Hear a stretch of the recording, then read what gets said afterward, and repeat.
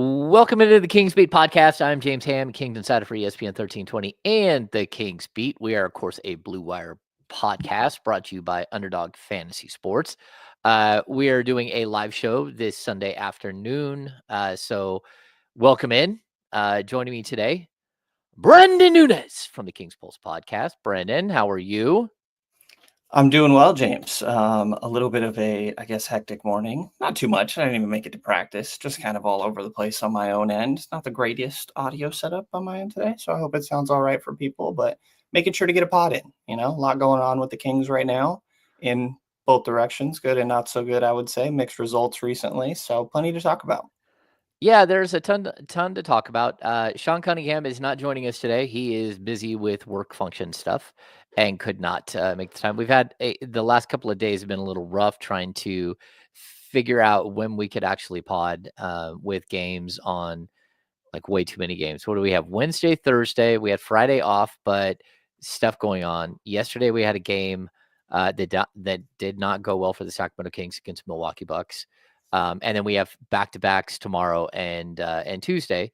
So a lot of craziness, a lot of all over the board stuff, where we're trying to piece this together where all three of us can be at a computer station somewhere at the same time, and sometimes it just doesn't work out.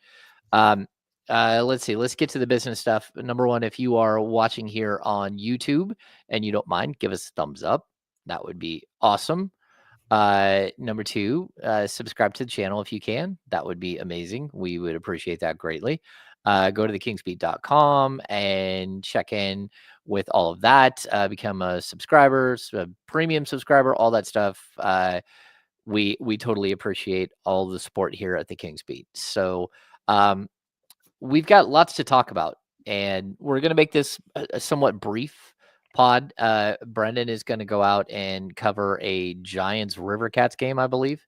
Yeah, going to Yes. see what's going on with Sutter Health Park and all these renovations. Of course, the A's put out a release announcing all the renovations today, knowing that everybody's going to be at the park today for this River Cats Giants game. So yeah, definitely excited to check out some of the game itself, but more so curious about how the park's looking. Yeah, I'm really excited too to see what Sutter Health Field is looking like, and how they put it all back together on the fly.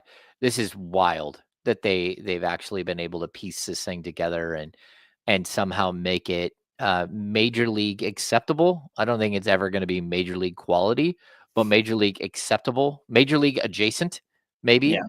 Yeah. When do the games start? We have the Cubs series coming up, right? Yeah, honestly, I don't know off the top of my head. I can find it here. We're not too far removed, though. The Dodgers and Cubs obviously started over there, and I believe it's Tokyo, right?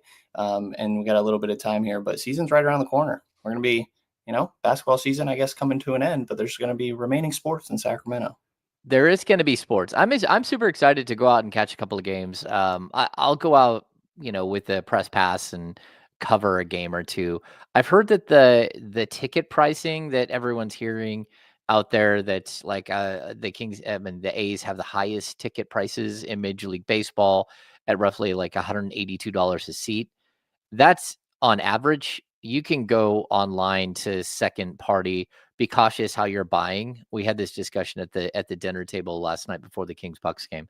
But if you're going to go to an A's game, make sure to you can go to secondary market and buy tickets for between like 45 and $60. And then they're also doing something with, I think they're selling 250 seats to the lawn every single day. So those are not pre-sales. You're not going to be able to buy those before the game.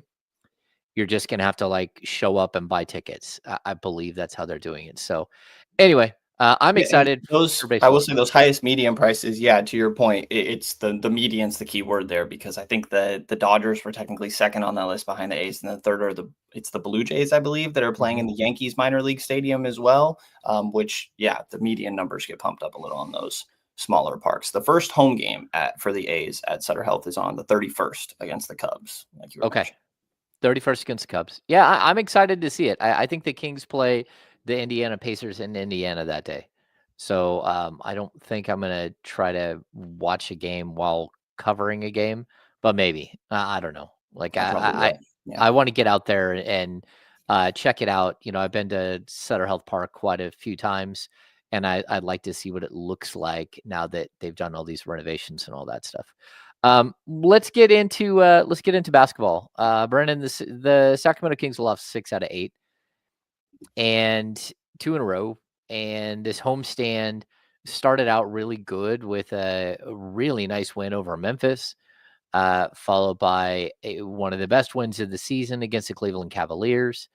And it looked like everything was going the right way. You got the Chicago Bulls, who are not a good team, and you're facing them on the second night of a back-to-back, but they're also on a back-to-back, and the Kings just fell flat and did not look good at all. Then they welcome in the Milwaukee Bucks, and we kind of saw the same thing, sort of hero ball, isolation ball, and the nobody passing, nobody moving, nobody cutting. And this seems to be more and more of what Kings basketball looks like on about half the nights, where either you're looking really good and all your shots are falling, or you just completely regress to again an isolation style of basketball, where whether it's DeMar DeRozan or Malik Monk or Zach LaVine, they're just pounding the air out of the ball. Just what are your overall thoughts on where this team is after losing 6 out of 8, and 6 out of 8 with the Boston Celtics and Oklahoma City Thunder coming through for a back to back on Monday and Tuesday?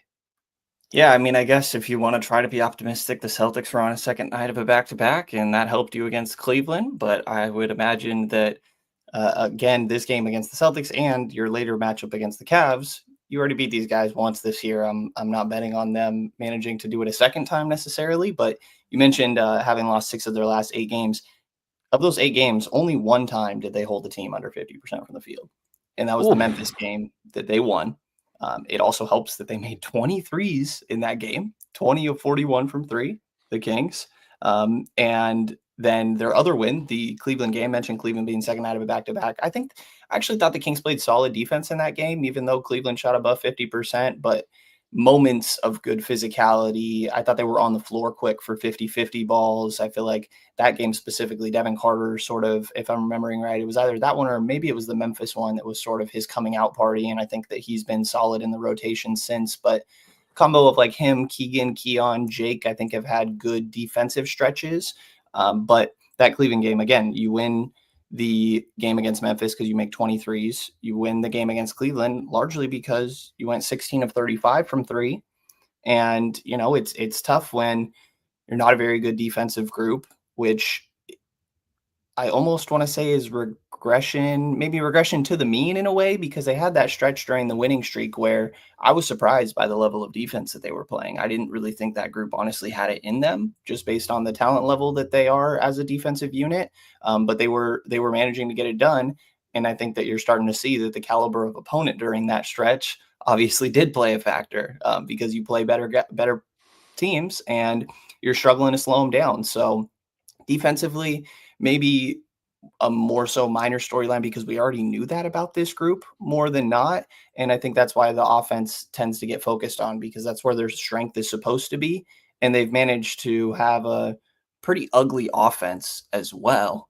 And if you're an offensive group, you would hope that you're getting some sort of rhythm on that end. And, there's an aspect of, yes, these guys are still adjusting, but that doesn't change anything. What matters is your wins and losses. And currently the Kings are, I believe, back at 500 after yesterday's game.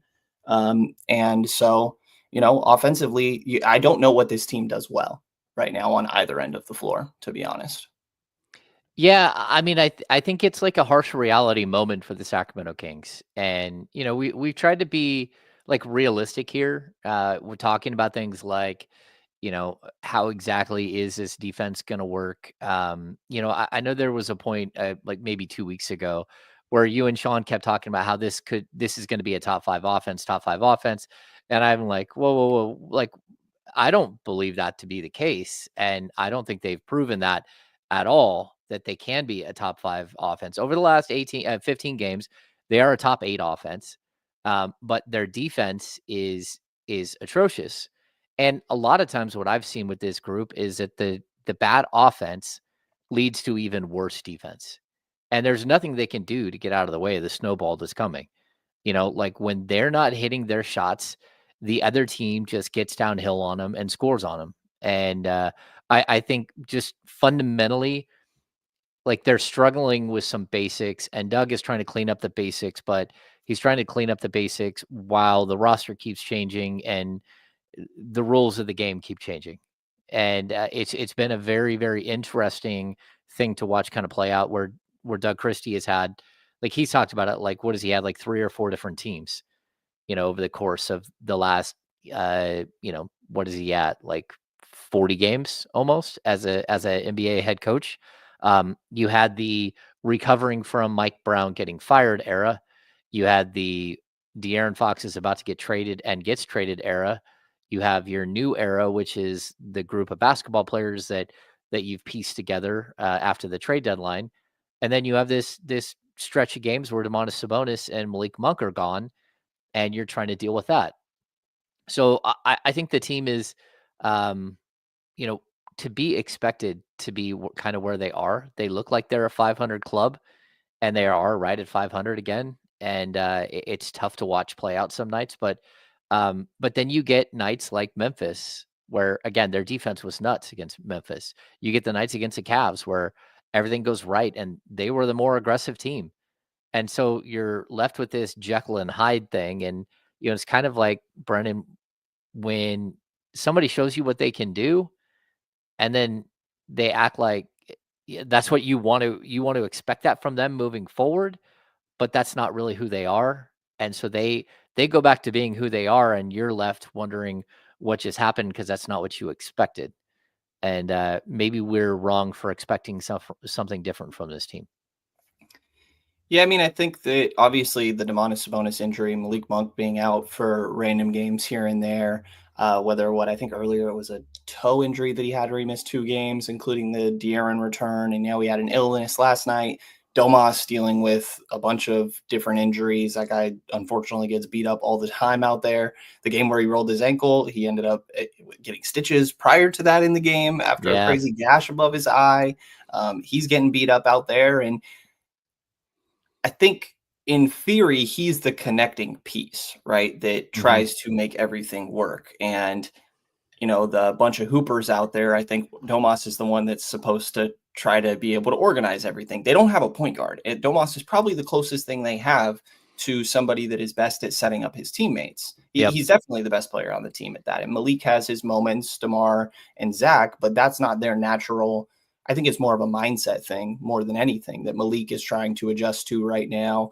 And he's had some good games recently as well, but more on the scoring end. And they need that from him as well. But there's not a cohesiveness with this group. Like you see the talent, obviously, but even these last couple games, you'll see Trey Lyles have a really big quarter. Keon Ellis had a really big quarter in the first against what was yesterday's game against not the Bulls. Where are we at here? The Bucks. Yeah, the Bucks.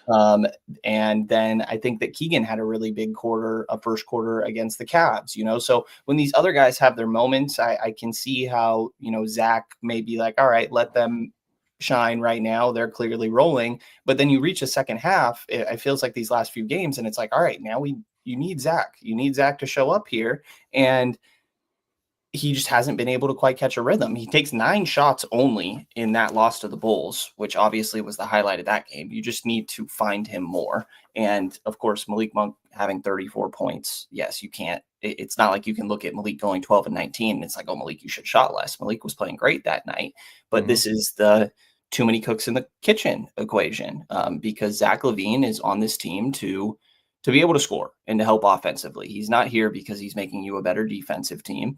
And so if you're not leaning into his offensive strengths, I think his defensive weaknesses hurt even more because you're not getting the trade-off on the other end of the floor. So it almost feels like things that we've dealt with Keegan Murray and Harrison Barnes in the past of the way that this offense works, the free-flowing aspect of it is, hey, you got to go take it a little bit in a way and assert yourself. And I think that there's a natural adjustment when a guy comes to a team that he doesn't want to step on people's toes. But I kind of thought we were past that point, at least a little bit. And I'm sure that's going to be continual progress that takes over time, but Zach has definitely been somebody that stood out recently as, okay, you need more from this guy. Yeah, the Zach LaVine situation is totally bizarre. So he went through a 5-game stretch before last night's game against the Bucks where he averaged 9.8 field goal attempts per game. And the worst part of it is, Brendan, it's that over that stretch, he's shooting like 52.4% from the field and 50% from three. Like he's hitting everything he takes.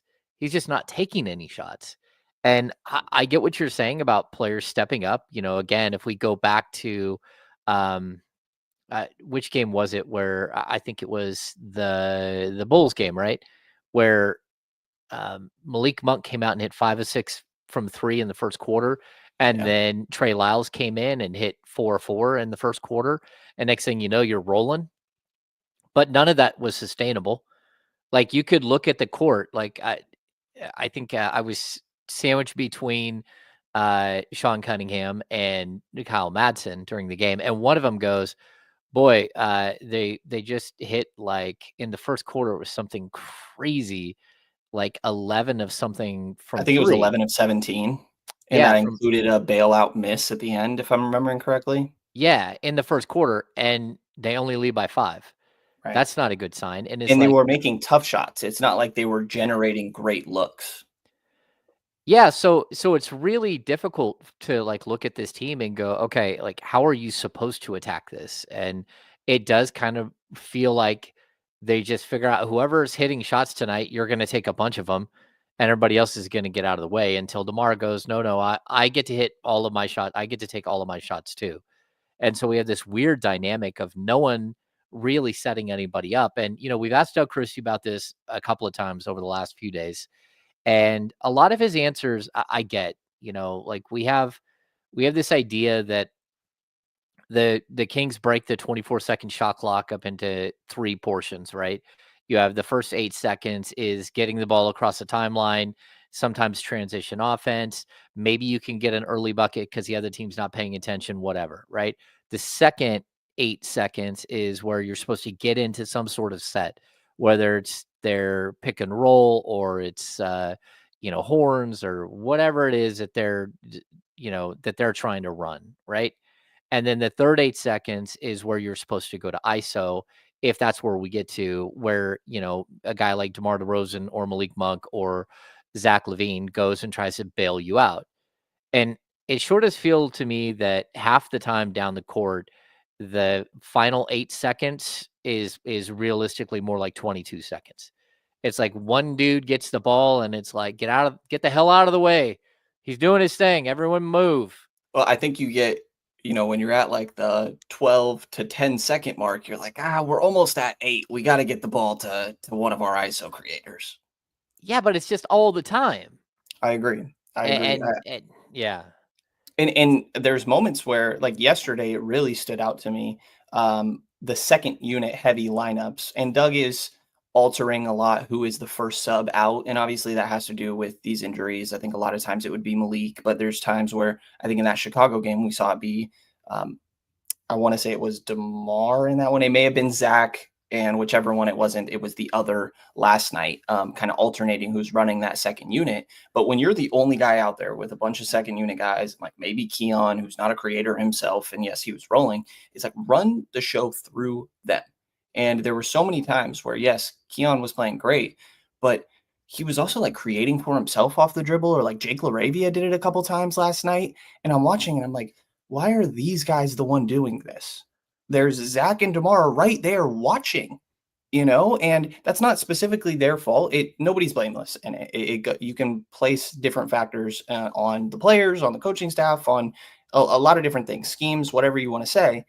But there were so many instances where I'm like, you are the only guy on the floor. There's just too many cooks in the kitchen with starting lineup, whatever. But this is clearly your time, and I just wasn't seeing it ran through them.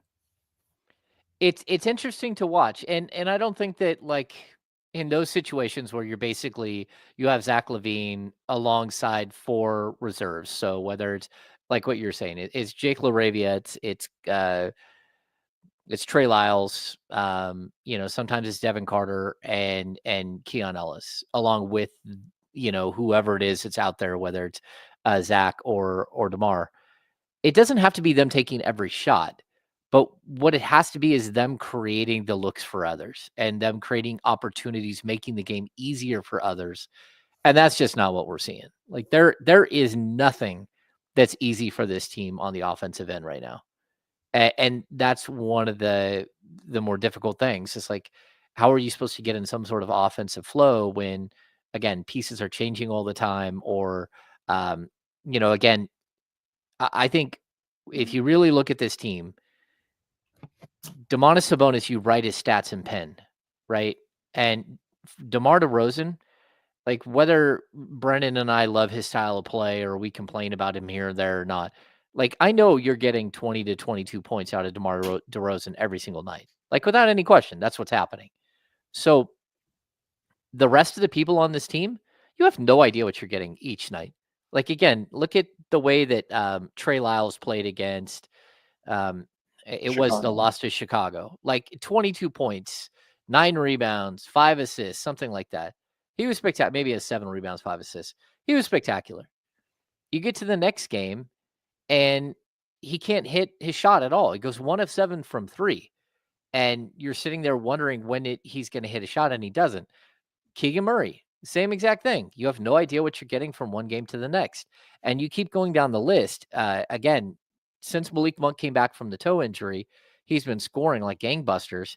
He keeps talking about how he's going to be more decisive as a playmaker for others, and he's going to get everybody else involved, and he's really working on it. And then he doesn't do it, and he goes out and he scores a bunch of buckets himself. And it's like, okay, so you have this dynamic where there's so many players that you have no idea. You're writing everything in pencil, and then it's all smudged by the end of the day. And you have no idea, is Jake LaRavia going to score 2 points or is he going to score 12? And is Devin Carter going to score 16 points or is he going to go scoreless? And the problem is you get like 6 players deep in this same exact thing, and you have no idea what you're getting. Even Keon Ellis, I know everybody loves Keon, and I love Keon. Brendan's like the president of the Keon Ellis fan club. He was on the Keon Ellis train before any of you guys. The shin tattoo is still on the way. That's right. All of that, right? But like Keon Ellis got his flat out, he got his ass kicked by Kobe Jones. He got his full-fledged, he got his ass kicked. Like that's not what we expected. And then the next night he comes out and he starts and he's great. And then Doug doesn't play him the last 5 minutes. And again, it's like this mass hysteria. Why would you not go back to Keon? And it's because like nobody on this team is consistent. You might get Were you in Doug's post-game presser yesterday? Yeah. I missed it. I was in the locker room. I guess he said he should have kept Keon in. Yeah, I asked him point blank about the Keon Ellis thing. Like why didn't you go back to Keon? And he said he intended to, and then like it's almost like they missed, a timeout type situation, and like the game kept going, and then all of a sudden it's like, we gotta just like it is what it is. The players are on the court. We're not gonna mix it up. And he was going for the length and athleticism of LaRavia and Keegan Murray on the outsides. But again, I think that there is a lot to it that, like there's so much hyper focus on, why is this player playing and why this player isn't playing, that you get lost in the minutia of it. That, again, Keon Ellis played 37 minutes last night. Like there shouldn't be a bunch of questions about, he didn't play in the last 5 minutes. Okay. You were running a very specific style of of offense. And you were also running up against Giannis Antetokounmpo, destroying everybody and trying to throw as many 6'8", 6'9" dudes as you could at him. And that's what it looked like Doug was trying to do on the court. And they just got beat because you know why? Because the 2 guys you had out there trying to hit shots didn't hit their shots. Like, yeah, again, you scored 19 points in that fourth quarter. And I get where people are coming from with Keon, and he had a really good first half, specifically first quarter, really offensively. But to your point, he had slowed down offensively, and that's not to say he is still one of your better 3-point shooters. But yes, you lost that game in the fourth because you failed to score, and that's on DeMar, that's on Zach mainly. And the other guys that are out there, because there's a lot of, taking these guys out, trying to let other guys beat you for sure from these other teams. But I understand where people are coming from with the Keon thing, but I also see Doug's side of wanting a little bit more size there. And that fourth quarter of the offense is what really where you started to struggle. And I think finding any sort of rhythm, like it was isolation ball that was going on down there. It was they're getting to that far wing every time. And it's, you know, give me AJ Green in a mismatch, or trying to go at Ryan Rollins or something. Like Hmm. it was a lot of attempting to attack mismatches. And yes, the Bucks scored 28 in that quarter too. But I think your offensive shortcomings don't help with the defensive side of the ball, as you pointed to earlier. And so, yeah, while think Keon would have made a difference, I think you have a great point. I mean, he played 37 and a half minutes. I think that if anything, the hiccup that stood out to me most post game that you heard Keon talk about, you heard Keegan talk about, Zach definitely was having conversations with guys about it in the locker room afterwards, is in that third quarter. They had a set that was working for them, which is just a simple step up screen. A lot of it was when Valanciunas was on the floor, meaning he's setting a screen. He was setting it pretty high up on the floor with his back to the baseline towards the basket, allowing guys to get downhill. A lot of it was Zach LaVine for during that stretch, and that was working. And at one point, they couldn't even quite remember the moment of why we went away from it. That was really the main message of everybody saying, it's like, I don't why did we go away from that? And that's not, I feel like people could take that as that specifically a Doug thing. Sure, coaches could recognize that as well, but so could the players on the floor. I think that it goes all encompassing. And I didn't take their messaging as a what the hell to Doug. It's a team wide, why did we go away from that? And I Hmm. think that they definitely saw that there was a timeout, I think, that some of them had mentioned, and they just kind of got lost in the moment of we just ended up going away from it, and in hindsight realized that they should not have something that was working. So yeah, I think it's more things like that in the execution rather than specifically the guys that were on the floor in my mind, even though I think that Keon could have helped them a little bit there. I don't know that I think him being out there in the last 5 minutes changes the outcome there. Yeah. Hey, look, and I'm not saying that you're wrong. And for people out there who think that Keon Ellis could have changed the outcome of that game, you might be right. You fully might be right because the fourth quarter box score is very specific. Giannis Antetokounmpo scored 2 points in the fourth quarter. He went 0 for 1 from the field, right? And Who that's after busted? having 22 in the third. Yeah, who busted you up was Gary Trent, Kevin Porter, and that's pretty much it. Gary Trent had 11 and Kevin Porter had 9. And that's who would have been you would have put Keon Ellis on, right? But I Um, think the other side is that was Giannis slowed down by the fact that there was more size out there with Drake or with Jake? well, yeah, and that's the problem. And the Kings struggle to score, and your reaction to struggling to score is to put more offensive players on the court. So you're not going to pull Zach LaVine and DeMar DeRozan.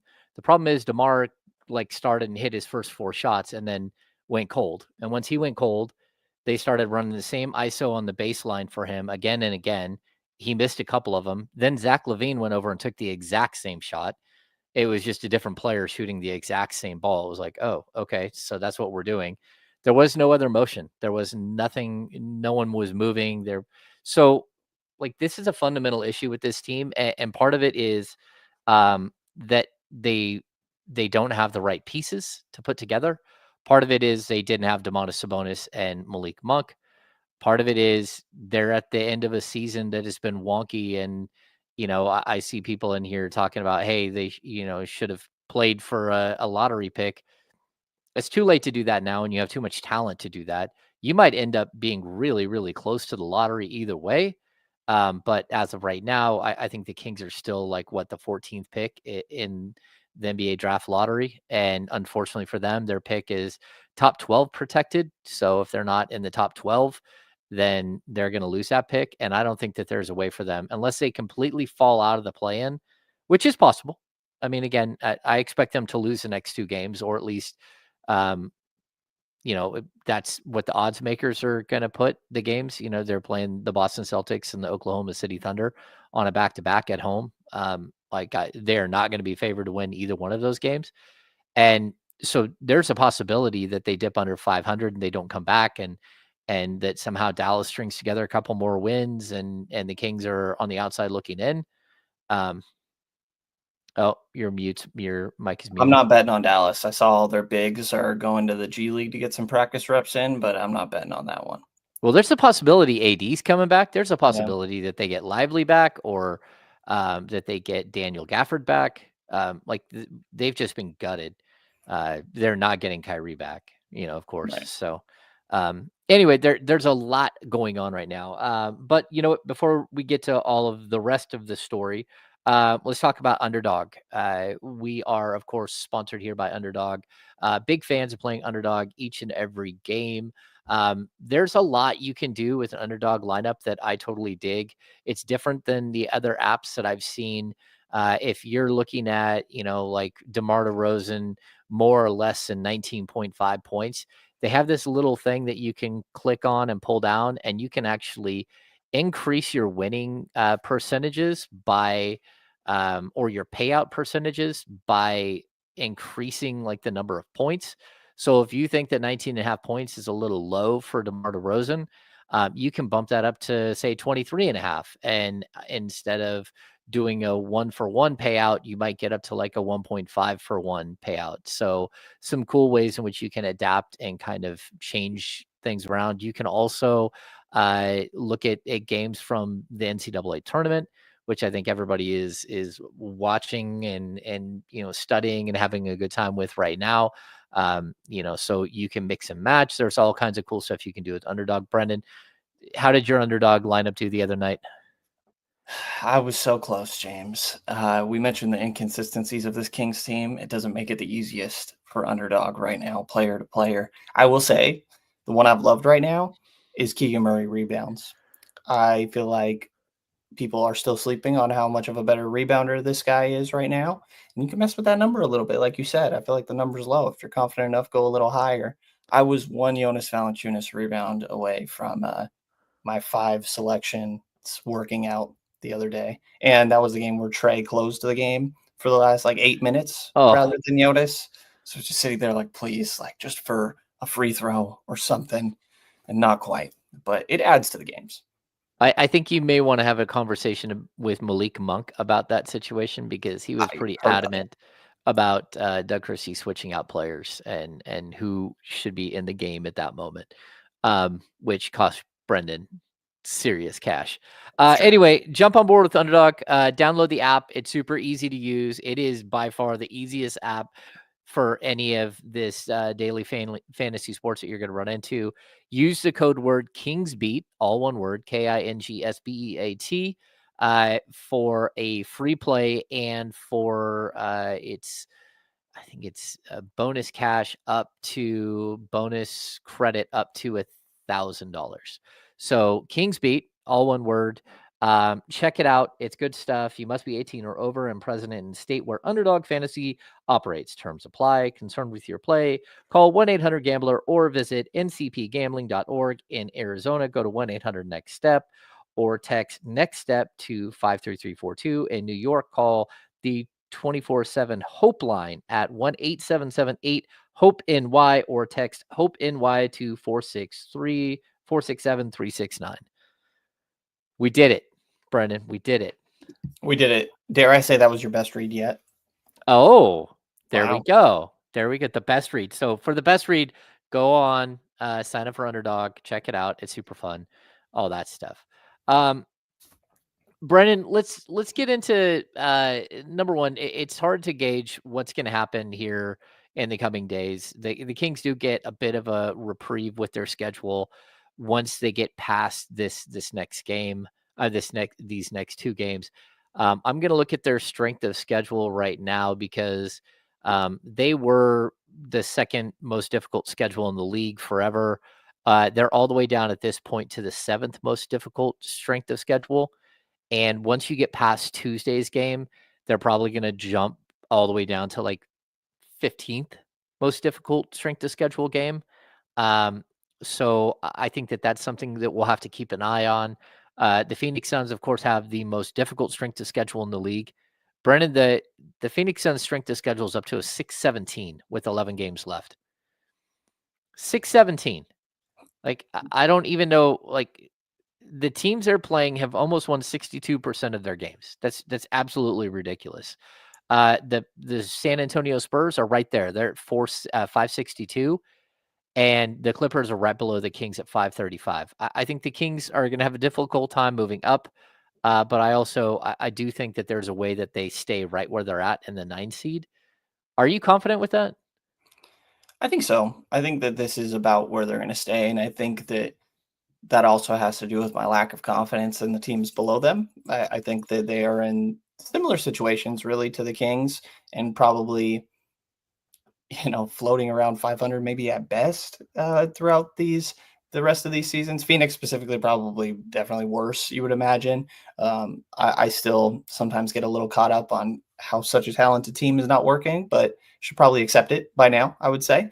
Yep. And definitely by now, if not earlier. So yeah, I mean, I think I feel all right about where the Kings are going to be, probably staying where they're at right now, and that's going to mean 2 playing games.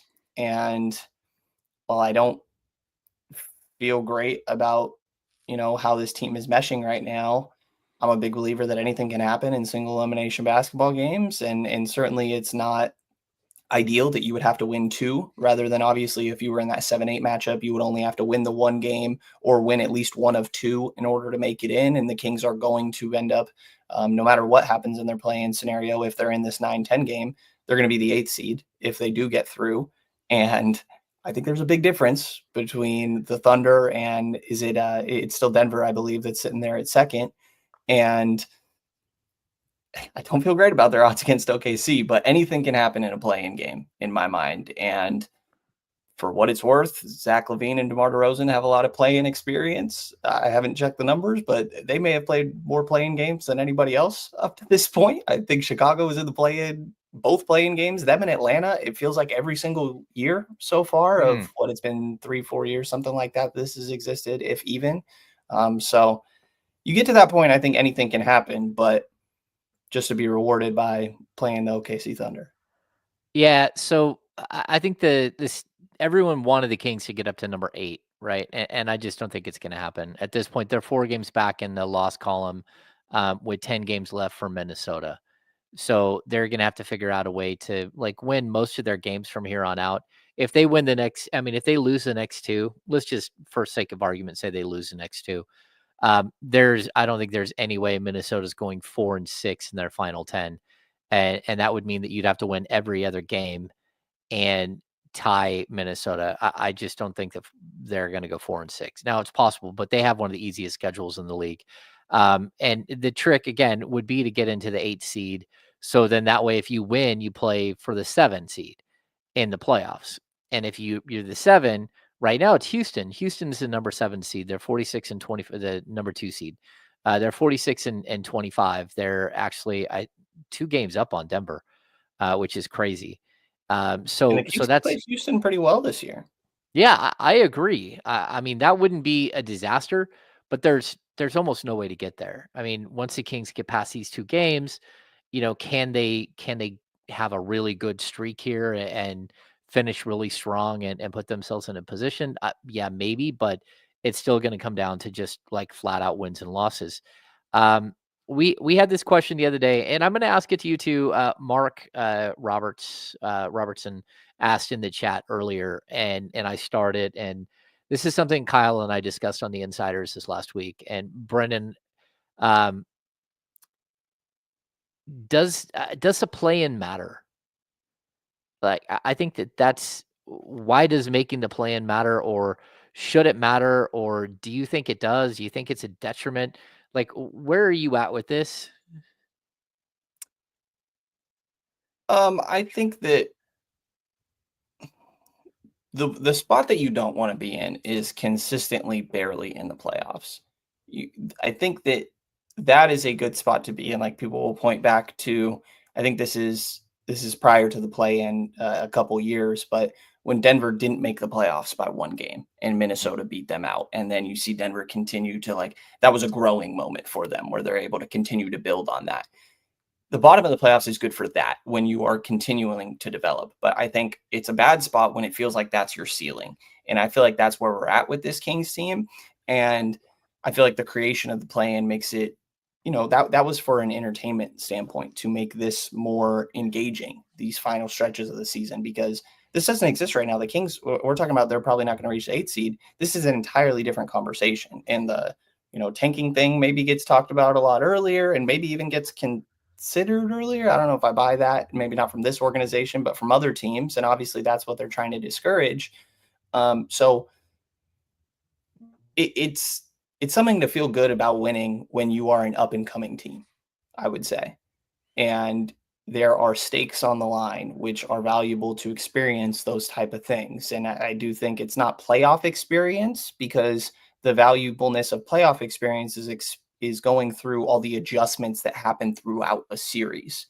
So you're getting high leverage experience, I would say, but it's definitely varies from what people say of like postseason experience and the value of learning that. So honestly, I think more often than not, it baits teams into thinking they still have a chance when really they don't. And I kind of think that's the reality of where the Kings are at right now. They don't have much of a shot left this season, and there's no shame in being an 8th seed team. But again, you want to be able to see what your pathway is to continue to climb from that point.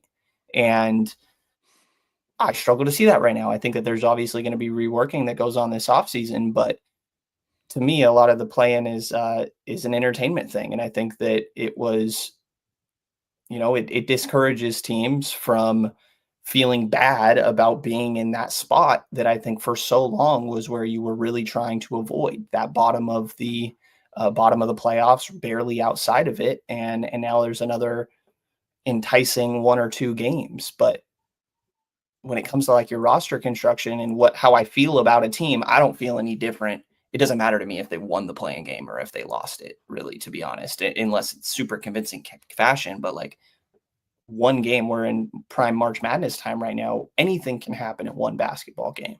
This is why NFL playoffs are so exciting. You never know what's going to happen in one game, but typically the best team's going to win over 7.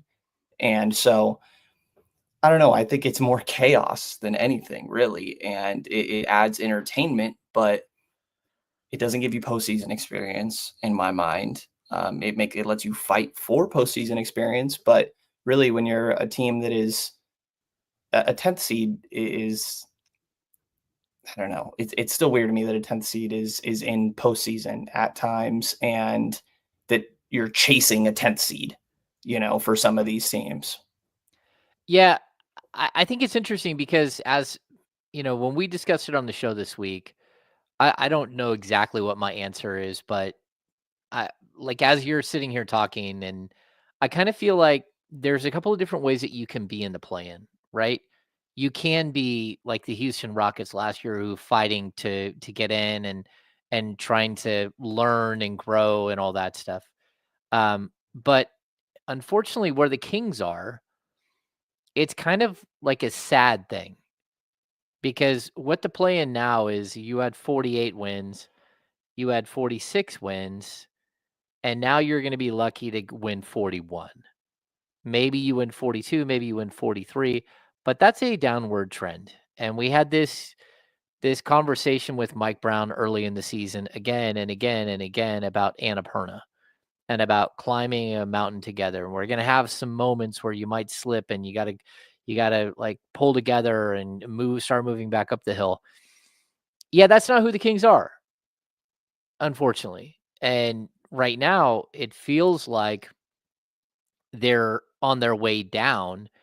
And so the play-in is more of a clinging on to past glory than it is a stepping stone towards something future.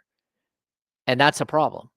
And, again, I think one of the bigger discussions that we'll continue to have after we get through with this season is what's next. We're going to find out what's next, like a couple of days in. Like if Monty McNair and Wes Wilcox are still here 5 days after the end of the season, then they're probably going to be here, or at least one of them will be here. I don't know which one, but like, and there's a possibility for Doug Christie to get that job. He's going to get that job relatively quick to the end of the season, right? And then they're going to build from there. So this thing's going to like spin out of control pretty quickly, or it won't, and it'll be like status quo. But for me, it like you have to figure out a way to start pushing the boulder back up the hill to not be falling down the cliff on the other side. And as of today, like this feels like a team that is already past their prime. I mean, part of that's because you have a 35-year-old who is taking like 70% of your shots in the fourth quarter. The other part of it is that you traded for a guy with, a history of bad injuries who makes a ton of money and who has decided to take 10 shots a game. And so that's a problem. And your You most consistent guy, there's already, the Athletic reporting that he has questions about what the future of this team looks like. And your other star that had been here for 7.5 years also decided to look around and be like, yeah, I don't know about all this. Yeah. Yeah, I mean, what you're talking about is Domas. Right. There's gonna be some really tough discussions with not just with players, but with players talking to management or to ownership and saying, "Hey, whether I want to be here in Sacramento or not, this is not what I signed up for. I didn't sign up for the downfall to go back to the doldrums like we had it, like we didn't have a good run. We had a season where the team was good."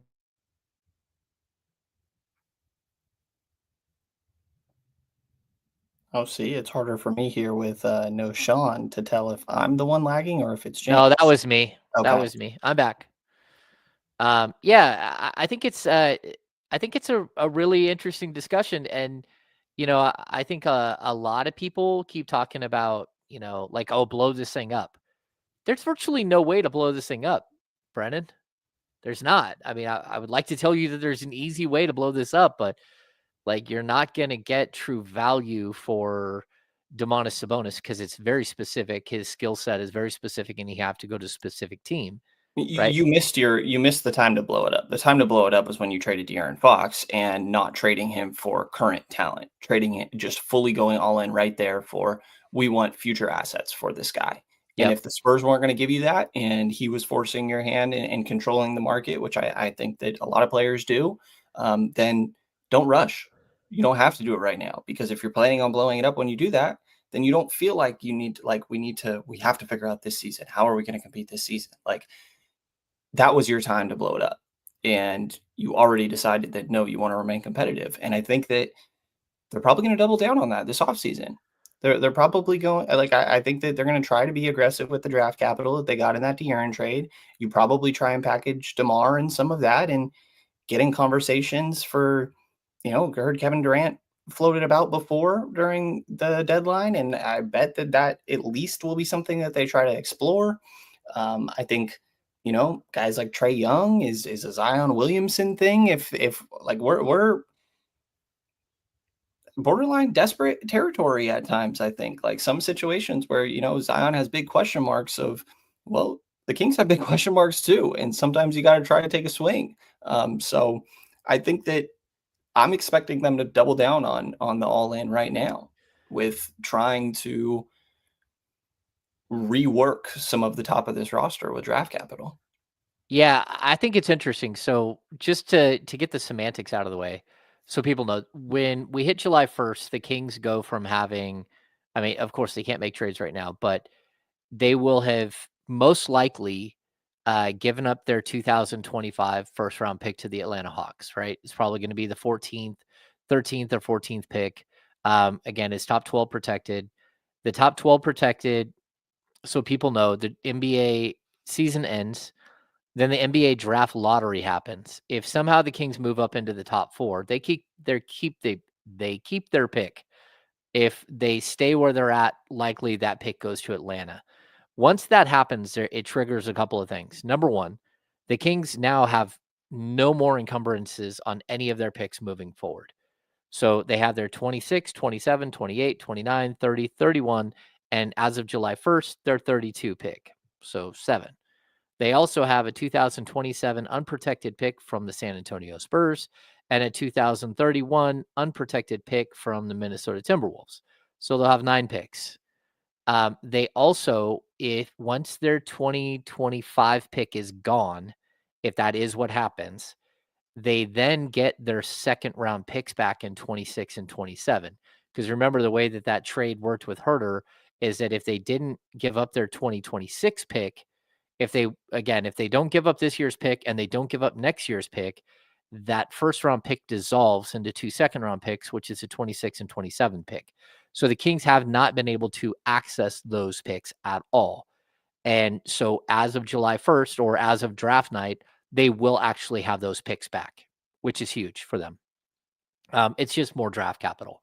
So you can kind of see how all of a sudden they'll have a lot more draft capital to work with, including 9 first round picks over the next 7 years and the ability to trade back-to-back picks in a couple of seasons because they have an extra pick in 2027 and 2031. This is it actually matters. So I too believe, Brenden, that they're going to double down, that they will use the contracts of, again, maybe DeMar DeRozan, if they could move off a contract of Zach LaVine in a matching trade, maybe that's a trade that they actually work with. But I think overall, you're probably looking at DeMar DeRozan and a first round pick, or DeMar DeRozan and 2 first round picks, or breaking DeMar DeRozan's contract up into multiple players and doing different things. I just don't think that you can walk into next season thinking that if we just keep everybody together, we're going to be okay. And we get an off season, we're going to be okay. Well, and the tough part of the equation here is you're trying to make like a win-win trade. All these other times, like almost every time a star gets moved, it's because that team is deciding to change directions. So they are willing to flip a currently good player for more prospective talents. It's a lot more complicated when you try to figure out a deal of somebody else has to also be in a situation like the Kings where we're like, hey, we want to remain competitive. We just want to change this one solid player. Mm-hmm. And it's finding 2 teams that are in that same scenario, I think, makes it tough. And now you could look at Phoenix, and Phoenix is definitely in that scenario. Are you really going to have the best trade package for Kevin Durant, though? I don't know. Those picks that you laid out, for what it's worth, I think they're valuable. If anything, they probably look more valuable post-trade deadline, the Kings' future firsts. I think I'm forgetting what team it was, but remember having conversations leading into the deadline of like, well, I think that other teams think that these teams' picks are more valuable than Kings' future firsts. And I think that is altered a little bit here. The Kings' future outlook looks more bleak now than it did at the beginning of the season. And so I think Kings firsts will have a lot of value. The Minnesota first has a lot of value. They have a lot of question marks. Anthony Edwards could not be on that team by 2031. That one was really the prize asset along with Zach LaVine in the De'Aaron Fox trade. So they're working with interesting pieces. I do think that if you nail your doubling down, whatever upgrade, reworking, I guess you would say, at the top of this roster, if you nail it, I think there's a world where this team ends up in an okay situation. It's just you'd have to really get it right. And I think that is extremely difficult to do when your back's against the wall and you so often I feel like we saw this front office try to be patient and like, no, it has to be the right move. And as more time has passed, obviously you miss out on how patient you can be in waiting for that right move. So while I say, yes, the right move could, I think, save a lot of this, it's not guaranteed that's even going to be on the table this offseason, but it feels like they do have to do something this offseason in that aspect. Okay, let's get to 2 things of business. I agree with a lot of what Brenden just said, but let's get to 2 things of business before we get out of here, and before we get to the business of basketball. First order of business, congrats to Isaac Jones, who was given a 2-year contract. That 2-year contract, realistically, it's for the rest of this year and is probably minimally protected. I mean, well, not minimally guaranteed for next year. So Isaac Jones has been moved to the regular roster. He had run out of 2-way games to play. He had hit the 50 threshold and could no longer come up and play. So good for him. He's a great young kid and super excited for him. Bless you. Sometimes I sneeze twice, most of the time. Not this time. Number 2, there's this weird thing with Domantas Sabonis and All NBA. So, how many games do the Kings have left? 11? I believe so. They are 35 and 35 now. So 70, 12. 12. So 12. Um, Domantas Sabonis has to play in 9 of those in order to be eligible for All NBA, which sucks because I don't know. He's probably going to miss these next 2 games. Well, he is for sure going to miss these next 2 games, and then he's being reevaluated later in the week, the day that they play the Blazers. If he comes back on that game, he would have an opportunity to play 10 games to finish the season, which would put him at 68 games. But there's this stupid rule built in that the 65 game mark is 65 games that you've played 15 minutes or more. And I think it's supposed to be 20 minutes or more, but if you're injured and leave a game, then those 2 games, the games you had to have at least played 15 minutes. So right now, Domantas Sabonis needs, I think it's 7 games, right, to hit Mhm. the threshold.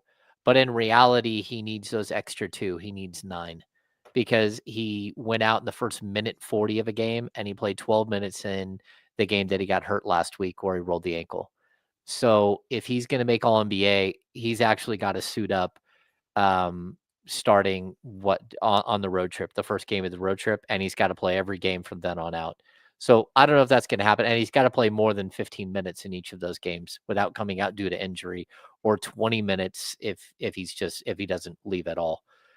So that's the other thing of business. I do think he's an All NBA player. I do think that he has a very good shot of making All NBA this season if he's eligible. Just because not only has he been All NBA the last 2 years, but um, there's also this weird thing that like 8 different guys who would typically be in the conversation for All NBA are not eligible, including Luca and Kawhi and Embiid and Paul George and Kyrie Irving and Anthony Davis and name that player that aren't eligible for All NBA. So that's not good for Nomos, but fingers crossed that he's able to come back and play to start the road trip. Yeah, I think, like Bryce jokes in the chat here, can he do 7 minutes per half and make it? Part of me wonders if, how much this is being thought about in his recovery process. Obviously, if this was more extreme, I don't even think it would be a little bit of a conversation, but I believe that he has a 500K incentive for making all 1.3. NBA. One 1.3. 1.3. Yeah, he makes $1.3 million to make Which All is where NBA. this matters because it's not like, supermax eligibility. He just had an extension fairly recently. It's the incentive in his deal is where this like would be financially rewarding. And then obviously legacy down, after you retire, you look at all your accolades, and All NBA, I think, is much more prestigious than All-Star is even. And Oh, of like course it speaks is. to, yeah, for sure. And Domas making All NBA last year after not making All Star, like speaks to the season that he had, even though it was absent of an All Star appearance. So it definitely means something, even if it's not correlating to supermax eligibility or anything like that. And I agree with you. I think that I'm not sure that I'm not sure if he would like I would lock him into making it necessarily, but I think he's a very strong candidate for sure. His numbers are ridiculous, and wins are going to play a factor here. You put him up next to Şengün, his numbers blow away Şengün, but some people will value the wins more. Obviously, we just mentioned Houston being a 2 seed earlier in the pod. Kings fighting for play-in. I think that's a big reason he didn't make All-Star, obviously, and especially at the point of final voting for All-Star, the Kings were going through a slump. I think that they were even like in 11th at that time, if I'm remembering correctly. So yeah, Domas deserves the recognition and even just being in the conversations for consideration throughout that whole process and all the coverage surrounding that. So he definitely deserves it. I hope he's able to get out there for that. And on Isaac, I'm super happy for Isaac. I think he has one of the best stories in the NBA. Anybody unaware, was working at a factory coming out of high school, and a buddy was trying to get onto the Washington State team or on I believe this is the JUCO team at the time, Junior college. and told him, the head coach told him, hey, if you know anybody, I believe the line was 6'7" or higher, you can come on the team as long as you bring him with them. And he hit up his buddy Isaac. Isaac gets on the team, and next thing you know, ends up transferring Washington State, goes undrafted, and played really solid for stretches throughout the course of this season. There's definitely still, typical things for a guy that really started getting that level of organized basketball later in his career. But Doug talked about he brings different things. The athleticism that he has, being a vertical threat, I think is something that this team lacks outside of him, really. And I guess some guards that technically would qualify, but from the big position. So super happy for him. And, personal interactions with him, he seems like a great dude. He's extremely grateful for this. I think, Sean did a good job interviewing him last night. Me and Sean talked to him a little bit in the locker room, and Sean asked him, sort of his message to anybody dealing with similar things, going undrafted and fighting through things. And I think that he just has a really good perspective on all of this and working through. So well deserved. I think that he had just met his 50 game threshold for the two-way. You might have mentioned that earlier. So gives you a chance to have him around a little bit longer. My one question I do have on that is, now you're seeing the situation appear with Keon, right, where they could turn down his option. He'd enter restricted free agency, but he's in his third season here now, if you're including that first year of two-way as well. What is it? Does it mean anything for bird rights or restricted free agency that this is only a 2-year deal? I believe the Kings would still have he would be a restricted free agent when he got done with his 2 years. Okay. So maybe I'm wrong with Isaac Jones, but you can also, if he blows up next year, you can renegotiate and start having a new contract built for the next season and to push forward. The Keon Ellis thing is very specific. Like, they can opt out of his deal. Me and Sean talked about this last week. Um, let's make this the business of basketball. I don't know. I thought I had something, and then I don't know. No sound effects. Yeah, the Keon Ellis thing is really unique. We'll rehash it real quick. Keon, if the Kings opt out of his final year of his deal, he becomes a restricted free agent this summer, and they can match any offer for him. If he plays out the final year of his deal, he becomes an unrestricted free agent at the end of next season, which means that he can sign anywhere he wants. The Kings would have bird rights for him and could pay him more, but he can sign anywhere that he wants without having the Kings having the right of first refusal. So a little bit of a mess. I think the business of basketball I wanted to ask, so we can get out of here. Brendan's got to get out of here real quick, so we'll be sort of quick with this. Brendan, the real question, the Kings have 12 games left. What is your feel? Do you have a feel? Do you think 6-6 is possible? Do you think they can go 8-6? I mean, 8-4, 8-4, 7-5. What do you kind of, you can look at the schedule. I can look at the schedule. We can come up with games we think they win, lose, but it's Celtics, Thunder, Blazers, Magic, Pacers. Well, Celtics, Thunder, Blazers at home, followed by a 6-game road trip, which is Magic, Pacers, Wizards, Hornets, Cavs, Pistons. You come back home, you play the Nuggets, the Clippers, and the Suns to finish out the season. I think it's very possible by game 80, the Nuggets aren't going to care at all about their spot. I don't think the Clippers in game 81 are going to be fighting for a specific spot. Maybe they will be like a 7 or 8. Maybe it's possible they can move up to 6. I think the Suns, the last game of the season, is going to be a cooked game either way. But what are you kind of feeling? Yeah, just to kind of, as you went through the names there, I think there's like 7 games that stood out to me that I think are extremely winnable for the Kings. They're probably going to lose some of the winnable games, and they'll probably be fairly competitive in a couple, maybe, of these other games. Like, it wouldn't be totally shocking if they found a way to make one of these next 2 games competitive, the OKC or Boston game.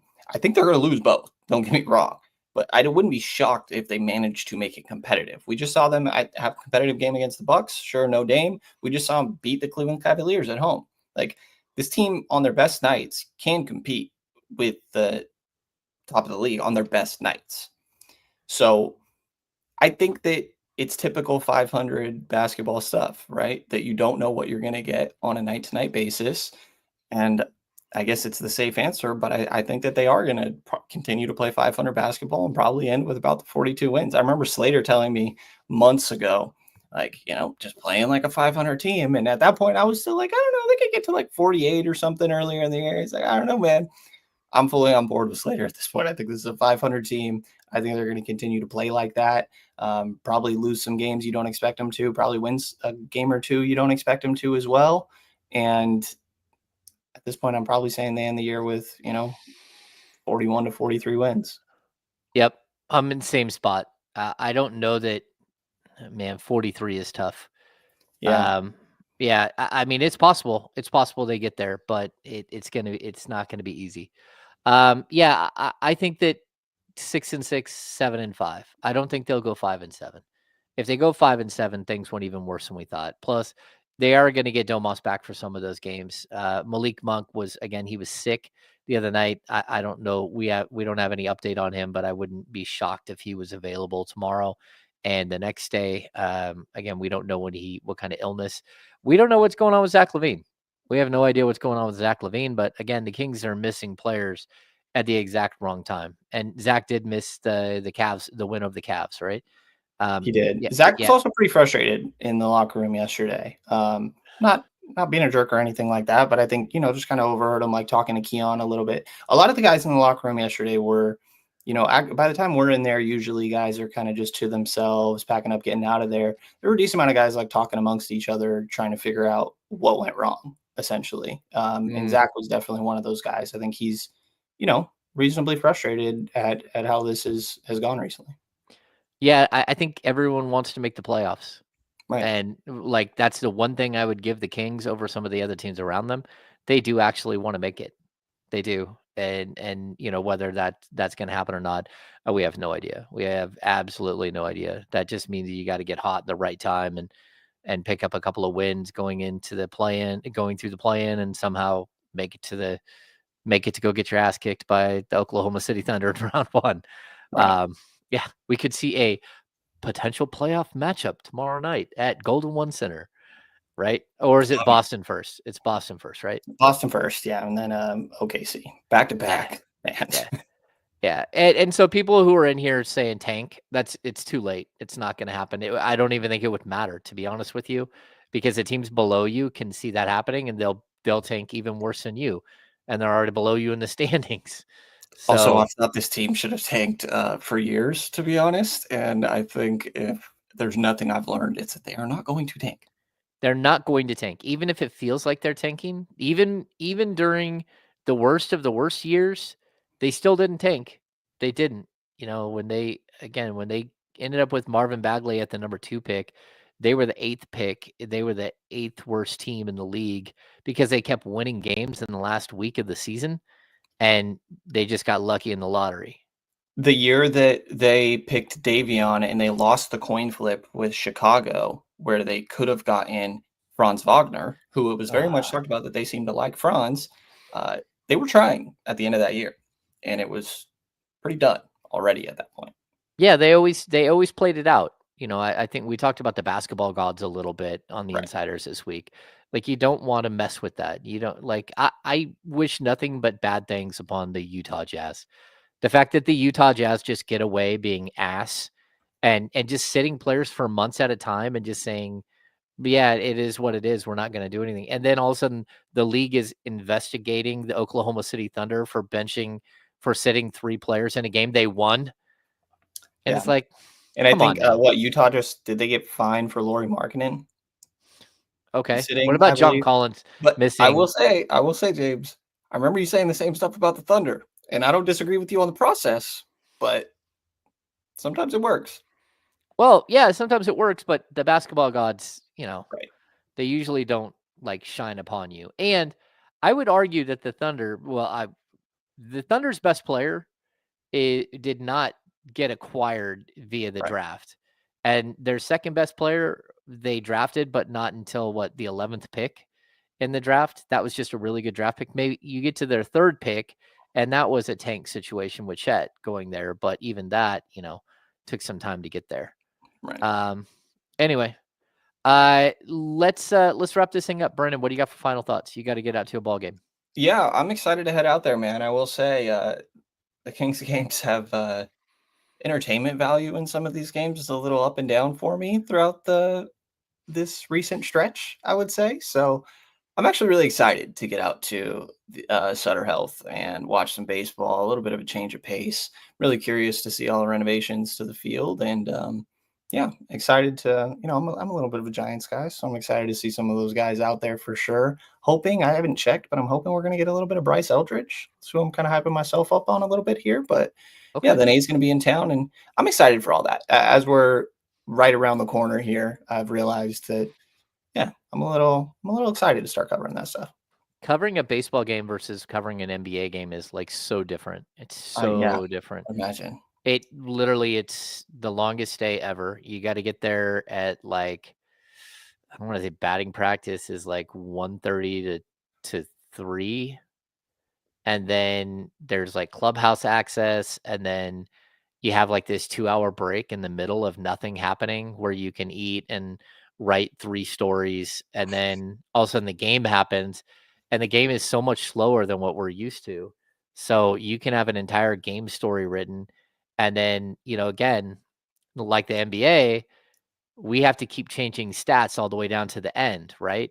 In Major League Baseball, you don't have to, because a pitcher ends in the 6th inning, there's still I 3 didn't even more think innings, so about you that. can Yeah, you can throw the pitcher stats in. A batter goes 3 for 4, you already have their stats in. You might have 1 at bat left that you gotta go look at. A guy hits a home run and changes, and it goes from a 2-1 game to a 3-2 game. You can change your entire lead and most of your story between the next 2 pitches. right, It's just so much slower.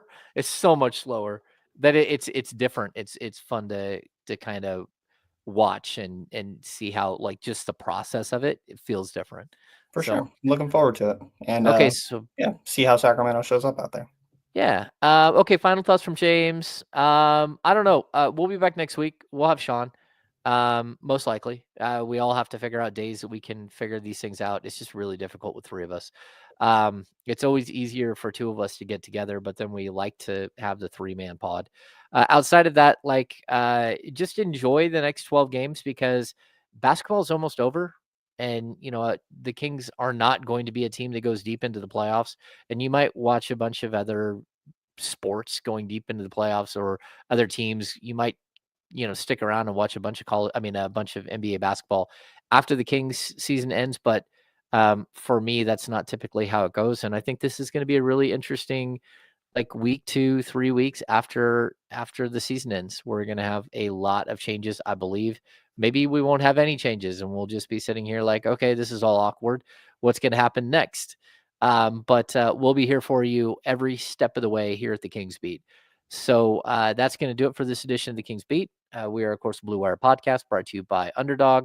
Use the code Kings Beat to get a bunch of cool stuff on Underdog if you go and sign up today.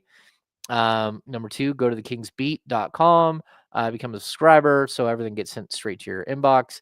If you're watching on YouTube, you don't mind, give us a thumbs up on the way out the door, subscribe to the channel. That would be amazing. And do all of that good stuff. So for Brenden Nunes from the Kings Pulse podcast, I am James Ham, Kings Insider for ESPN 1320. We'll see you this week.